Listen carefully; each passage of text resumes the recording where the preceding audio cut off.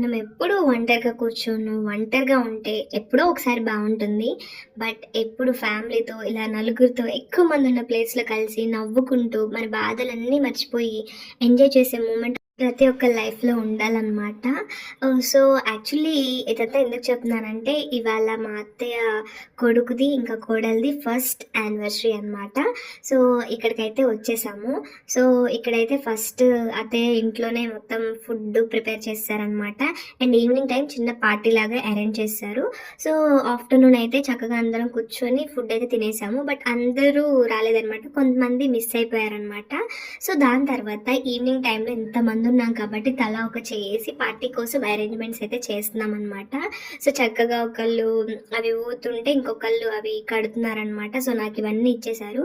So, తినే అనమాట ఊతున్నాడు కదా కష్టపడి తనే అనమాట ఆ పెళ్ళికొడుకు.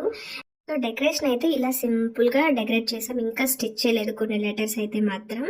అండ్ దాని తర్వాత ఈవినింగ్ టైంలో మొత్తానికి కేక్ అయితే కటింగ్ చేసేసామనమాట. కేక్ కటింగ్ అయిన తర్వాత బాగా డాన్స్‌లు వేసేసుకొని చాలా బాగా ఎంజాయ్ చేసాం. ఒక మంచి ఫ్యామిలీ సాంగ్ అలా హ్యాపీగా అనిపించింది నాకైతే మాత్రం. నాకు ఉన్న సాడ్ మూమెంట్స్ అన్నీ కూడా అక్కడికెళ్ళిన తర్వాత మొత్తం నేను మర్చిపోయి చాలా ఎంజాయ్ చేశాననమాట.